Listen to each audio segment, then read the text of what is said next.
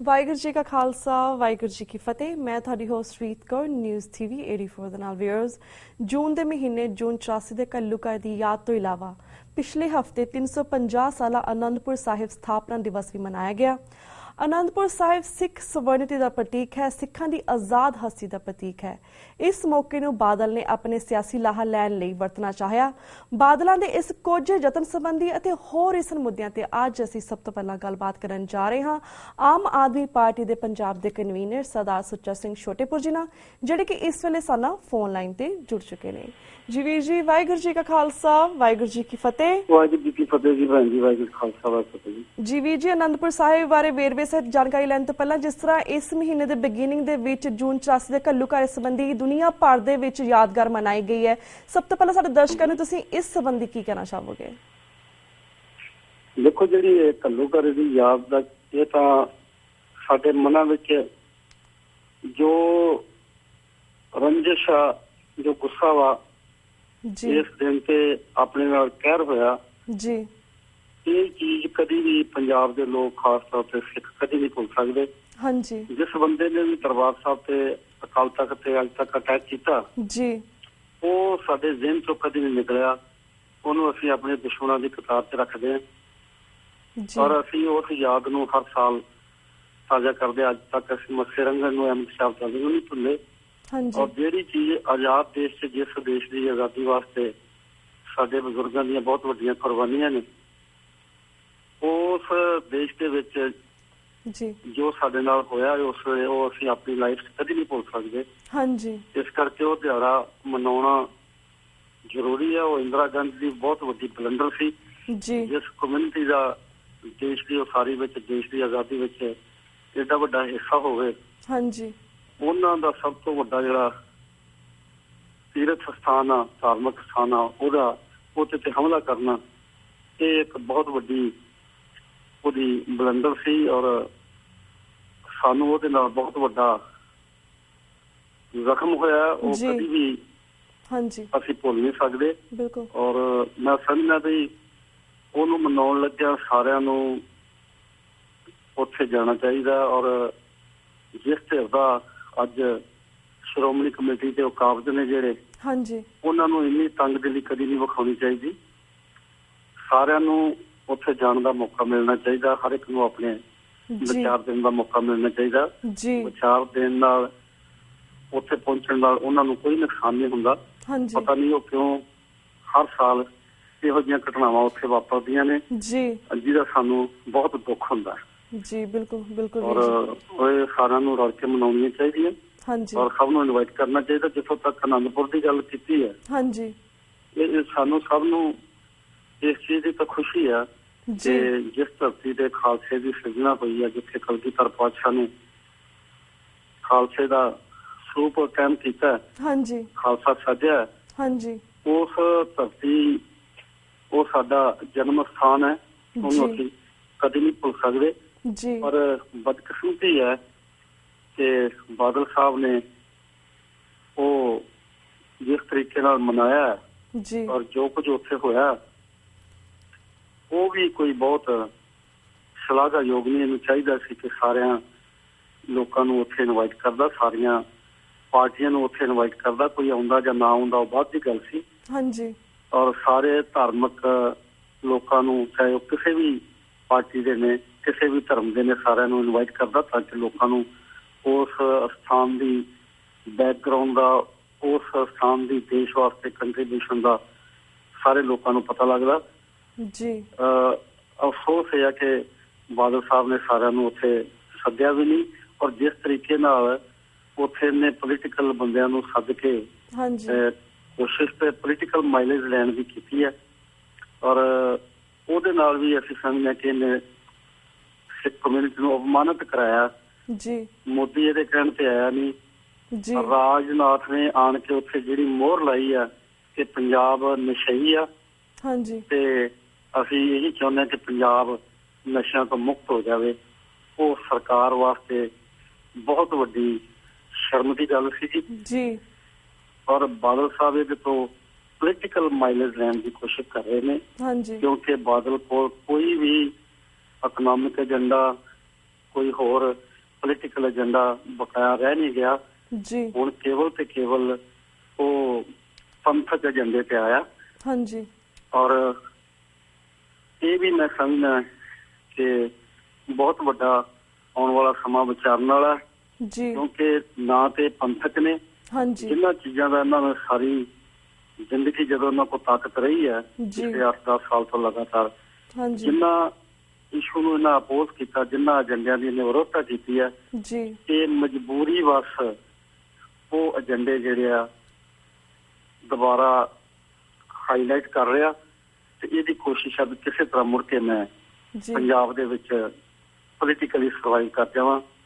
ਤੇ ਮੈਂ ਸਮਝਦਾ ਕਿ ਪੰਜਾਬ ਦੇ ਲੋਕਾਂ ਨੂੰ ਇਹ ਸਮਝਣਾ ਚਾਹੀਦਾ ਕਿ ਨਾ ਇਹ ਧਾਰਮਿਕ ਆ, ਹਾਂਜੀ ਨਾ ਇਹ ਕਿਸਾਨ ਪੱਖੀ ਆ, ਨਾ ਇਹ ਪੰਜਾਬ ਪੱਖੀ ਆ, ਹਾਂਜੀ ਇਹ ਪੁਰਸ਼ੀ ਪੱਖੀ ਇਨਸਾਨ ਆ। ਔਰ ਧਰਮ ਦਾ ਨਾਂ ਲੈ ਕੇ ਬਹੁਤ ਦੇਰ ਲੋਕਾਂ ਨੂੰ ਮੂਰਖ ਨਹੀਂ ਬਣਾਇਆ ਜਾ ਸਕਦਾ। ਹਾਂਜੀ ਧਰਮ ਵੀ ਸਾਡਾ ਤਾਂ ਹੀ ਪ੍ਰਫੁੱਲਤ ਹੋਊਗਾ ਜੇ ਅਸੀਂ ਆਰਥਿਕ ਤੌਰ ਤੇ, ਸਿਆਸੀ ਤੌਰ ਤੇ ਮਜ਼ਬੂਤ ਹੋਵਾਂਗੇ। ਪੰਜਾਬ ਆਰਥਿਕ ਤੌਰ ਤੇ ਸਿਆਸੀ ਤੌਰ ਤੇ ਬਹੁਤ ਕਮਜ਼ੋਰ ਇਹਨਾਂ ਨੇ ਕਰ ਦਿੱਤਾ। ਜੀ ਇਸ ਕਰਕੇ ਸਾਰੇ ਲੋਕਾਂ ਨੂੰ ਇਹਦੀਆਂ ਆਦਤਾਂ ਦਾ, ਇਹਦੇ ਕੰਮ ਕਰਨ ਦੇ ਤਰੀਕਿਆਂ ਦਾ ਮੇਰਾ ਖਿਆਲ ਹੁਣ ਤੱਕ ਪਤਾ ਲੱਗ ਚੁੱਕਾ। ਅੱਜ ਜੋ ਪੰਜਾਬ ਦੀ ਹਾਲਤ ਆ ਉਹ ਇਹਨਾਂ ਲੋਕਾਂ ਦੀ ਦੇਣ ਆ।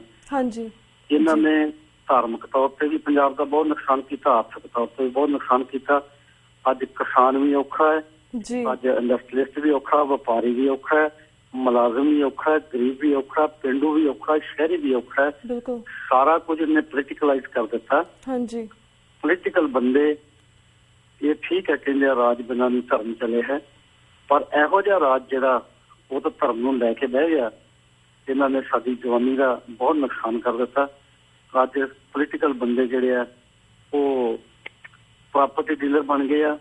ਜੀ ਅਨੰਦਪੁਰ ਸਾਹਿਬ ਧਾਰਮਿਕ ਬੰਦਿਆਂ ਨੂੰ ਅੱਗੇ ਨਹੀਂ ਲਿਆਂਦਾ ਗਿਆ, ਹਾਂਜੀ ਉੱਥੇ ਪੋਲੀਟੀਕਲ ਬੰਦਿਆਂ ਦੀਆਂ ਗੱਲਾਂ ਕੀਤੀਆਂ ਗਈਆਂ। ਜੋ ਦਿੱਲੀ ਵਾਲਿਆਂ ਨੇ ਆਣ ਕੇ ਇੱਥੇ ਪੰਜਾਬ ਦੀ ਤੇ ਸਿੱਖਾਂ ਦੀ ਪ੍ਰਸ਼ੰਸਾ ਕੀਤੀ ਆ, ਉਹ ਸਿਰਫ ਦਿਖਾਵਾ ਹੈ।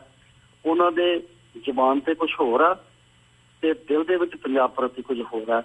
ਨਾ ਕੋਈ ਉਹਨਾਂ ਨੇ ਕਦੀ ਪੰਜਾਬ ਨੂੰ ਆਰਥਿਕ ਪੈਕੇਜ ਦਿੱਤਾ ਹੈ, ਨਾ ਪੰਜਾਬ ਦੀ ਕਿਸਾਨੀ ਬਾਰੇ, ਹਾਂਜੀ ਨਾ ਪੰਜਾਬ ਦੇ ਕਿਸੇ ਇਸ਼ੂ ਤੇ ਉਹਨਾਂ ਨੇ ਪੰਜਾਬ ਬਾਰੇ ਕਦੀ ਵੀ ਨਹੀਂ ਸੋਚਿਆ। ਕਿਸਾਨ ਰੋਜ਼ ਖੁਦਕੁਸ਼ੀਆਂ ਕਰ ਰਿਹਾ। ਹਾਂਜੀ ਇਸ ਕਰਕੇ ਇਹ ਸਾਰਾ ਮੈਂ ਸਮਝਦਾ ਕਿ ਬਾਦਲ ਦਾ ਪੋਲੀਟੀਕਲ ਡਰਾਮਾ ਸੀਗਾ।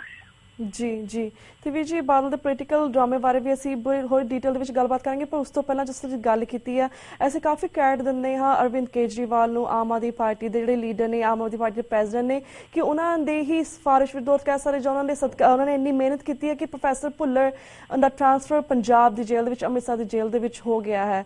ਐਂਡ ਜਿਸ ਤਰ੍ਹਾਂ ਤੁਸੀਂ ਪਹਿਲਾਂ ਗੱਲ ਕੀਤੀ ਕਿ ਨਰਿੰਦਰ ਮੋਦੀ ਨੂੰ ਪੰਜਾਬ ਦੇ ਵਿੱਚ ਅਨੰਦਪੁਰ ਸਾਹਿਬ ਵਿਖੇ ਬੁਲਾਇਆ ਗਿਆ ਸੀ ਪਰ ਉਹ ਨਹੀਂ ਸ਼ੋ ਅਪ ਹੋਇਆ। ਪਰ ਤੁਹਾਨੂੰ ਲੱਗਦਾ ਕਿ ਕਿਤੇ ਨਾ ਕਿਤੇ ਸ਼ਾਇਦ ਨਰਿੰਦਰ ਮੋਦੀ ਇਸ ਲਈ ਨਹੀਂ ਆਇਆ ਕਿਉਂਕਿ ਪ੍ਰੋਫੈਸਰ ਭੁੱਲਰ ਜੀ ਦਾ ਟ੍ਰਾਂਸਫਰ ਹੋਇਆ ਪੰਜਾਬ ਦੇ ਵਿੱਚ? ਬਿਲਕੁਲ, ਮੈਂ ਤਾਂ ਪਹਿਲਾਂ ਬੇਨਤੀ ਕੀਤੀ ਹੈ ਵੀ ਜਿਹੜਾ ਬਾਦਲ ਦਾ ਤੇ ਮੋਦੀ ਦਾ ਗੱਠਜੋੜ ਆ ਜੀ, ਇਹ ਬਣਾਉਟੀ ਆ, ਇਹਨਾਂ ਦੀਆਂ ਮਜਬੂਰੀਆਂ ਨੇ। ਨਾ ਉਹ ਬਾਦਲ ਨੂੰ ਪਸੰਦ ਕਰਦਾ ਤੇ ਬਾਦਲ ਦੇ ਕੋਲ ਹੋਰ ਕੋਈ ਚੋਇਸ ਨਹੀਂ ਜੀ। ਬਾਦਲ ਪੰਜਾਬ ਨੂੰ, ਪੰਥ ਨੂੰ, ਸਾਰਾ ਕੁਝ ਕਿਸਾਨ ਨੂੰ ਛੱਡ ਚੁੱਕਾ। ਇਹਦਾ ਮਨੋਰਥ ਕੇਵਲ ਤੇ ਕੇਵਲ ਕੁਰਸੀ ਹੈ। ਆਪਣੀ ਬਹੁ ਰਾਣੀ ਦੀ ਵਜ਼ੀਰੀ ਸੀ, ਮਜੀਠੀਏ ਦਾ ਡਰਗ ਰੈਕਟ ਦੇ ਵਿੱਚੋਂ ਉਹਨੂੰ ਬਚਾਉਣ ਵਾਸਤੇ ਇਹ ਸਰੈਂਡਰ ਕੀਤਾ ਹੋਇਆ ਮੋਦੀ ਹੋਣਾ ਦੇ ਸਾਹਮਣੇ। ਮੋਦੀ ਇਸ ਇਸ਼ੂ ਨੂੰ ਬਿਲਕੁਲ ਪਸੰਦ ਨਹੀਂ ਸੀ ਕਰਦਾ।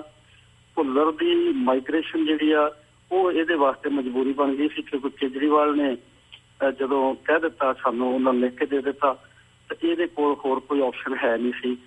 ਦਿਲੋਂ ਇਹੀ ਬੰਦਾ ਜਿਹੜਾ ਬਹੁਤ ਦੇਰ ਦਾ ਭੁੱਲਰ ਨੂੰ ਅਪੋਜ਼ ਕਰਦਾ ਰਿਹਾ। ਪਿਛਲੇ 7-8 ਸਾਲ ਇਹਦੀ ਸਰਕਾਰ ਸੀਗੀ। ਇਸ ਕਰਕੇ ਸਾਰੀਆਂ ਗੱਲਾਂ ਲੋਕ ਸਮਝਦੇ ਆ। ਇਹ ਜਿੰਨੇ ਮਰਜ਼ੀ ਡਰਾਮੇ ਕਰੇ, ਲੋਕਾਂ ਨੂੰ ਹੁਣ ਇਹਦੀਆਂ ਸਾਰੀਆਂ ਗੱਲਾਂ ਦਾ ਪਤਾ ਲੱਗ ਚੁੱਕਾ। ਜੀ ਵੀਰ ਜੀ, ਤੁਸੀਂ ਗੱਲ ਕੀਤੀ ਕਿ ਲੋਕਾਂ ਨੂੰ ਕਾਫੀ ਗੱਲਾਂ ਦਾ ਪਤਾ ਲੱਗ ਚੁੱਕਿਆ, ਪਰ ਆਈ ਡੋਂਟ ਥਿੰਕ ਕਿ ਲੋਕ ਹਜੇ ਵੀ ਇੰਨੇ ਸਮਝਦਾਰ ਜਾਂ ਫਿਰ ਉਹਨਾਂ 'ਚ ਇੰਨੀ ਅਵੇਅਰਨੈਸ ਆਈ ਹੈ ਕਿ ਇਸ ਦੇ ਜਿਹੜੇ ਇੰਨੇ ਨੁਕਸਾਨ ਕਰਦਾ ਪੰਜਾਬ ਦੇ ਵਿੱਚ ਉਹਨੂੰ ਸਮਝ ਸਕਣ। ਜਿਸ ਤਰ੍ਹਾਂ ਪਹਿਲਾਂ ਵੀ ਔਰਬਿਟ ਬੱਸ ਕਾਂਡ ਦਾ ਮੁੱਦਾ ਕਿੰਨਾ ਉੱਠ ਰਿਹਾ ਸੀਗਾ, ਪਰ ਇੱਕਦਮ ਉਹ ਵੀ ਗੱਲ ਇੱਕਦਮ ਖਤਮ ਹੋ ਗਈ ਹੈ ਨਾ। ਹੁਣ ਕਿਸਾਨ ਸਾਰੇ ਇਹਨਾਂ ਮੁੱਦਿਆਂ ਨੂੰ ਸ਼ਾਂਤ ਕਰਨ ਲਈ ਇਹਨਾਂ ਦੇ ਕੋਲ ਬੜੇ ਬੜੇ ਪਲੈਨਰ ਇਹਨਾਂ ਦੇ ਬੈਠੇ ਆ ਜਿਹੜੇ ਇਹਨਾਂ ਨੂੰ ਦੱਸਦੇ ਆ ਵੀ ਤੁਸੀਂ ਇਸ ਵੇਲੇ ਇਹ ਕਰੋ। ਮੋਦੀ ਕੋਲ ਵੀ ਹੈਗੇ ਆ ਤੇ ਸਰਕਾਰਾਂ ਕੋਲ ਹੁੰਦੇ ਆ ਇੰਟੈਲੀਜੈਂਸ ਵਾਲੇ ਵੀ ਇਸ ਇਸ਼ੂ ਨੂੰ ਕਿਸ ਤਰ੍ਹਾਂ ਡਿਲੀਟ ਕਰਦੇ। ਮੋਗਾ ਇਸ਼ੂ ਨੂੰ ਇਹਨੇ ਇਸੇ ਤਰ੍ਹਾਂ ਡਿਲੀਟ ਕੀਤਾ। ਅਨੰਦਪੁਰ ਲੋਕਾਂ ਦੀਆਂ ਧਾਰਮਿਕ ਜਜ਼ਬਾਤ ਭੜਕਾ ਕੇ। ਜੀ। ਇਸੇ ਤਰ੍ਹਾਂ ਹੀ ਉੱਥੇ ਮੋਦੀ ਨੇ ਕੇਜਰੀਵਾਲ ਦੇ ਦੁਆਲੇ ਨਿੱਕੀਆਂ ਗੱਲਾਂ ਤੇ ਹੋਇਆ, ਜਿੱਥੇ ਕੋਈ ਗੱਲ ਐਸਟੈਬਲਿਸ਼ ਨਹੀਂ, ਹਾਂਜੀ ਬਹੁਤ ਵੱਡਾ ਕ੍ਰਾਈਮ ਹੀ ਨਹੀਂ, ਉਹਨੂੰ ਬਹੁਤ ਹਾਈਲਾਈਟ ਕਰਦਾ। ਤੇ ਜਿਹੜੇ ਜੀ। ਆਪਣੇ ਉਹਦੇ ਕੋਲ ਬੈਠੇ ਬੰਦੇ, ਸਮ੍ਰਿਤੀ ਇਰਾਨੀ, ਜੀ। ਸੁਸ਼ਮਾ ਸਵਰਾਜ, ਜੀ। ਵਸੁੰਧਰਾ ਰਾਜੇ, ਜੀ ਜਿਨ੍ਹਾਂ ਦਾ ਸਾਰਾ ਕੁਝ ਐਸਟੈਬਲਿਸ਼ ਹੈ ਕਿ ਉਹਨਾਂ ਦਾ ਬਣਦਾ ਹੀ ਨਹੀਂ ਨੈਤਿਕ ਤੌਰ ਤੇ ਔਰ ਕਾਨੂੰਨੀ ਤੌਰ ਤੇ ਵੀ ਉਹ ਆਪਣੇ ਅਹੁਦਿਆਂ ਤੇ ਬਣੇ ਰਹਿਣ, ਉਹਨਾਂ ਨੂੰ ਉਹ ਸੇਵ ਕਰ ਰਿਹਾ। ਤੇ ਕੇਜਰੀਵਾਲ ਨੂੰ ਉਹਨੂੰ ਦਿਸਦਾ ਹੈ ਕਿ ਕਾਂਗਰਸ ਮੁੱਕ ਚੁੱਕੀ ਹੈ ਔਰ ਕੇਜਰੀਵਾਲ ਹੀ ਮੇਰੇ ਵਾਸਤੇ ਚੈਲੰਜ ਹੈ। ਇਸ ਕਰਕੇ ਉਹ ਤਰ੍ਹਾਂ ਦੇ ਬਹਾਨੇ ਬਣਾ ਕੇ ਸਾਰਾ ਦਿਨ ਕੇਜਰੀਵਾਲ ਨੂੰ ਡੈਮੇਜ ਕਰਨ ਦੀ ਕੋਸ਼ਿਸ਼ ਕਰਦੇ ਆ। ਉਹ ਸਮਝਿਆ ਕਿ ਜੇ ਇਹਨੂੰ ਪੀਸਫੁਲੀ 5 ਸਾਲ ਕੰਮ ਕਰਨ ਦਾ ਮੌਕਾ ਮਿਲ ਗਿਆ ਤੇ ਉਹਦੇ ਬਾਅਦ ਆਉਣ ਵਾਲੇ ਸਮੇਂ 'ਚ ਸਾਰੇ ਦੇਸ਼ ਦੇ ਵਿੱਚੋਂ ਬਾਕੀ ਪਾਰਟੀਆਂ ਦਾ ਸਫਾਇਆ ਹੋਊਗਾ, ਆਮ ਆਦਮੀ ਪਾਰਟੀ ਆਊਗੀ।